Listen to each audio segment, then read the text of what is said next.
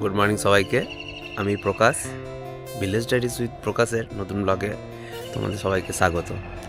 তো আজকের ব্লগটা একটু অন্যরকম, মানে আমি সকাল থেকে আজ কী করবো তোমাদেরকে পুরোটাই দেখাবো। তো এখন ঘড়িতে মোটামুটি 6:10-15 হয়ে বাজছে।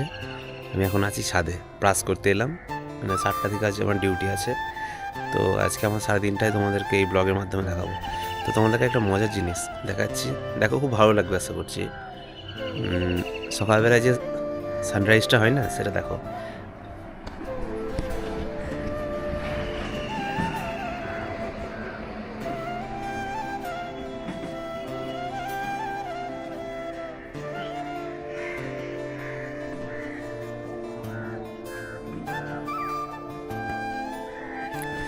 তো দেখলে সূর্যটা কেমন সুন্দর লাগছে।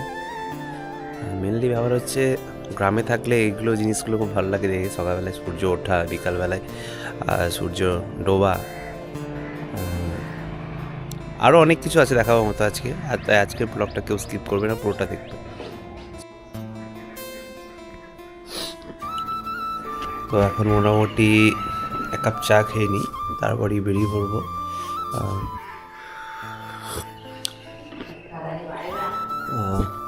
কটা বাজে এখন? বাজছে তোমার 6:40।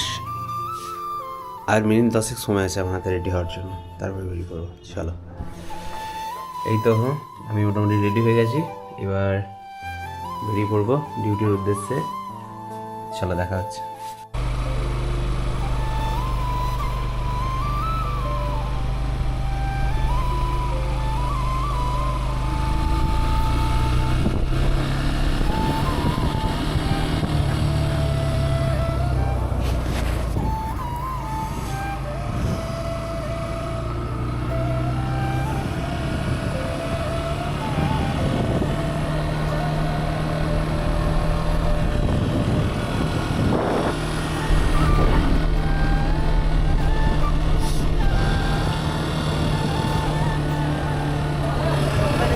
আজকে আমাদের পঞ্চায়েতের পক্ষ থেকে জব কার্ডের ভেরিফিকেশন প্রোগ্রাম চলছে। আজকে আমার ডিউটিটা ছিল এখানে। বেলা 10টার দিকে চলে এলো আমাদের টিফিন। আজকে আমাদের টিফিনে ছিল ঘুগনি মুড়ি। তো বন্ধুরা, এখন তো সন্ধেবেলায় বাড়ি চলে এসেছি, কিন্তু তাও একটা কী ব্যাপার বলো তো, আজকে তো সারাদিন প্রচুর কাজের চাপ ছিল। মোটামুটি আমি বাড়ি ফিরছি, ধরো মোটামুটি কত হবে, 2:30। তারপর লাঞ্চ করেছি, তারপর অফিসে একবার গিয়েছি রিপোর্ট জমা দিতে। তো দেওয়ার পর আবার সন্ধেবেলায় অফিসের প্রচুর কাজের চাপ এখন, আপাস, SIR, তো জব কার্ড ভেরিফিকেশন অনেক কিছু চলছে। তো সেই ফাঁকে দেখো, এখন সন্ধেবেলায় মোটামুটি 6:47 বাজে। এই দেখো, আবার কাজ নিয়ে বসে পড়েছি। সাথে আছে ম্যাগি। তো ম্যাগি খেতে খেতে কাজটা শেষ করছি আজকে।